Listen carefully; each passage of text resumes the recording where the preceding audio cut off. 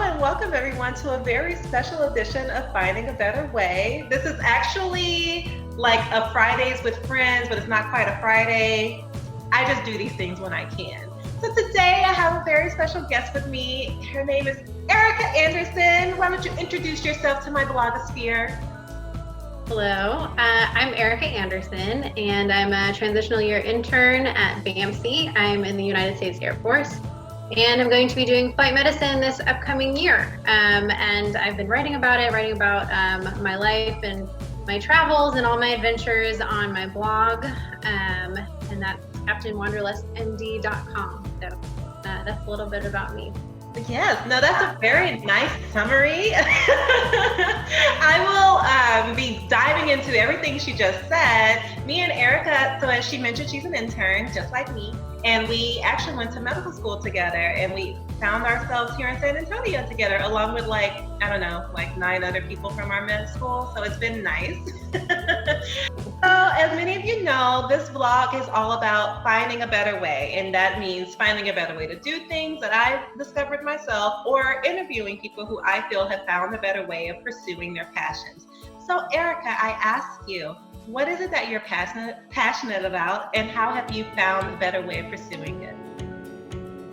So like you, I'm very passionate about medicine. I'm passionate about my job and my patients. But something that I guess I realized this year more than years past is that I'm also passionate about the rest of my life too. So I really want to be able to focus on my work when I'm there and focus on everything else whenever I get home, like keeping myself healthy. A lot of physicians I feel like don't do that. And also pursuing things that I enjoy, like rock climbing, before the pandemic and everything. That was kind of a big part of my life. And getting to travel and everything too. Being able to pursue the rest of my life was very important to me. And that kind of led me to reevaluating my career path a little bit earlier on this year. So I originally didn't match into OBGYN. I really loved getting to know patients in OBGYN and following them long term, as well as getting to do procedures too. I feel like a lot of the draw to OBGYN is the wide spectrum of things. I didn't originally match into OBGYN. I matched into a transitional year here in San Antonio, and I was originally going to reapply to OBGYN. Decided not to do that because although it's a wide range of a wide spectrum of things you get to do, and it's never boring, it's a lot of fun and very cool, but to me it was a little bit too much. It was kind of like, okay, I need to kind of reevaluate what I want to do for the rest of my life, because I found out later than most people that this specialty was not for me. So I decided to pursue flight medicine, which is something that a lot of people in the military do for a couple of years. They typically don't do it, for their entire career. So I figured I would do flight medicine for a few years and then go back and do residency when I realized what exactly specialty is the perfect fit for me. So thank you so much for sharing. I have been your friend during this time period, so I knew all of those things, but it's really nice to kind of hear it summarized in that way, because it does really fit well with the question. We all kind of stumble upon our passions at different stages of our lives. And one thing I've always found so ironic is how our society expects 18-year-olds to know what they want to major in and college, and you kind of have to choose so you can be on that right path. And then even with medical school, we have to know which specialty we want to pursue during our third year when we've not completely gone through all of the clinical rotations. It's an interesting way of rushing things that I think our society is great at.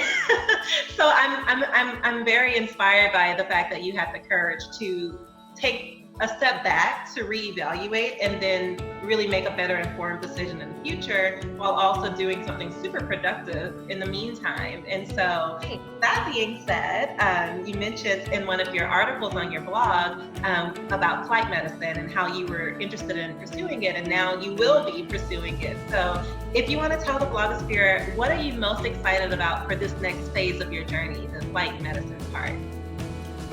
Well, I'm of course excited to travel. I'm going to be going to England in a few months here now, and that's where I'm going to. That's my first assignment. So I'm excited, of course, to see the world and get to travel a little bit. But I'm really excited to have a more, I guess, involved role in the military. That you get a little bit more respect, like the closer you are to the, I guess the Air Force mission, what they call it. So.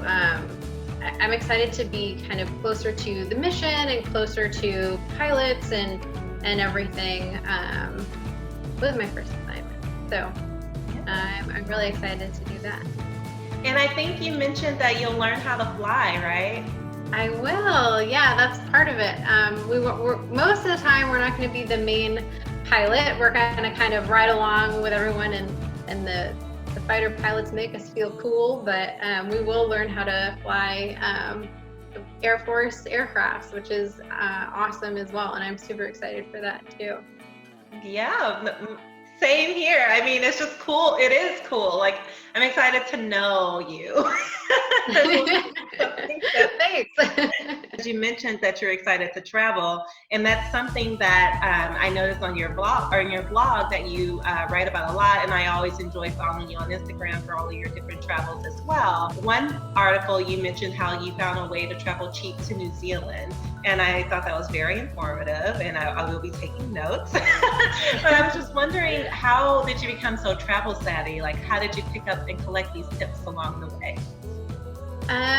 Well, my parents are very good travelers themselves. When I was a kid, we used to go on trips together. We did go to Europe a couple of times. We went to Australia one time. One thing my dad always had planned out was there was always an AM activity, a PM activity, an evening activity. And then at the end of every day on an Excel sheet, he would tally up how much we were expected to spend that day. So then going into the entire vacation, we would know approximately how much we were going to spend. And, you know, me being a kid, most of the time I wouldn't worry about that. Like, I just leave it up to, you know, dad to pay for it. But I guess the tips from him ended up being very helpful later on in life. So I went with one of our friends, Jackie, from medical school, and she and I were both very happy to kind of slum it over there. So we got a camper van and we slept in the van, and that was really cheap. And there was like a stove in the back of the van too. So we were able to just buy from the grocery store, so we weren't eating out for every single meal, which saved a ton of money because as we all know, eating out gets really expensive if you're doing it every meal for an entire week. No, yeah, I think that's a really good universal reminder. I was talking to Radha, our other mutual friend. She's my roommate, so I was talking to her earlier this week when I was budgeting, and I realized that's where the majority of my money went, was eating out these past couple of months of being, you know, sheltering at home. And so yeah. Well, it's hard though, because it's not like I want to find joy somewhere as I'm sitting on the couch at home, and a lot of times food is like the easiest way to find joy. So it makes sense to see how you would spend money on that. Thank you for understanding me, because that's literally exactly where it came from. We couldn't go anywhere else, so we could like go Yeah. to the Yeah. The idea of having a Excel spreadsheet, I love it. Like, big props to your dad for setting that up and you in a young age. I think that's a really helpful tip for traveling. I'll definitely keep that in mind as well. And so we're talking about tips. We're talking about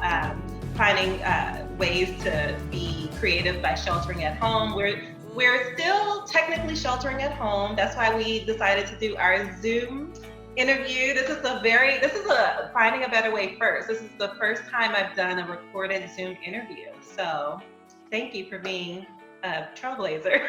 I'll happily do so. So just kind of in that same theme of talking about sheltering at home, one of your other blog posts that I really enjoyed talked about finding ways to stay healthy while in residency. You were on a very intense rotation where you were waking up at 4:30 a.m., leaving at 6 p.m., and having to wake up and do it all over again the next day. And I've had a couple of those rotations myself, and have just found it, I have also had to find ways to, maintain my workout schedule while maintaining that type of schedule. And so while sheltering at home, I feel like everyone has had to figure out a way to, do their good workout without the gym and without certain aspects. So any other tips, or you want to give everyone a refresher while we're still sheltering at home of ways that we can stay healthy and fit while being limited? I think that the hardest part, but the most important part, I think, is just being diligent. So I think a lot of people, well, I don't know if a lot of people have this excuse, but I certainly have this excuse. I'm like, well, I don't have a gym, so what am I going to do? I guess I'm going to skip a workout today.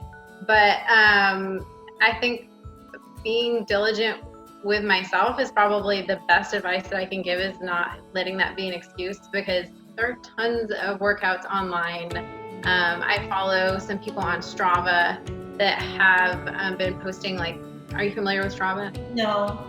It's kind of like Instagram, but for workouts. So like every time you work out, you can log it, and then if I go for a jog or something, like, other people can see where I went for a jog. Is it an app? And yeah, it's called Strava, Strava.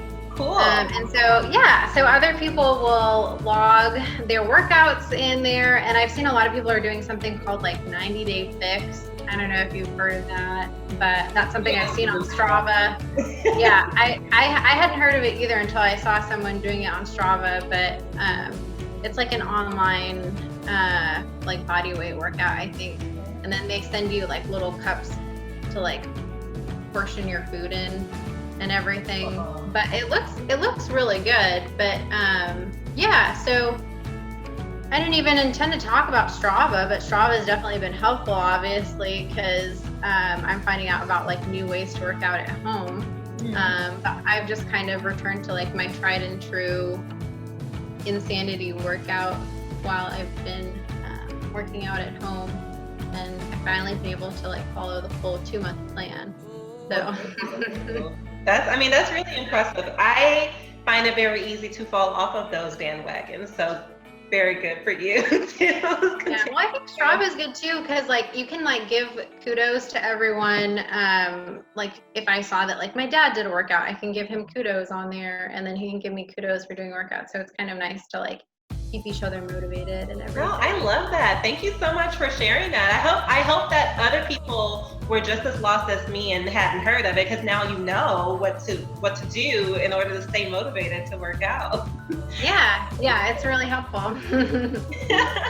So we're just gonna wrap up here. Y'all know Zoom only gives you 43 minutes, so we're gonna stick to our time frame here. And so, as you mentioned at the beginning, you have a blog. It's called Captain Wonderlust MD. I love that name. And how can other people connect with you and follow you? What are the links? So I have an Instagram. It's Veggalo. It's VEGGALO, and then like you mentioned, CaptainWonderlustMD.com.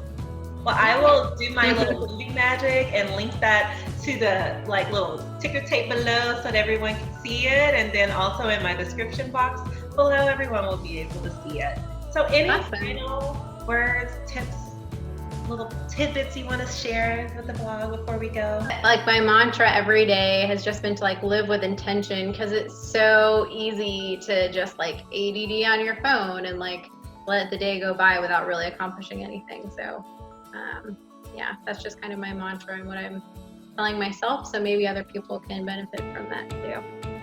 Well, thank you. No, I think that's beautiful. Just kind of understanding that, how to be intentional with everything you do. I think that's a beautiful reminder. So thank you so much for that. Sorry, I got distracted. Well, thank you so much, Erika, for coming on the blog today. It was very informative, very inspiring, and I hope that you all will continue to be inspired by the content on this blog, and be sure to follow Erika and her journey. Thanks, Jasmine. Find it a way. Bye.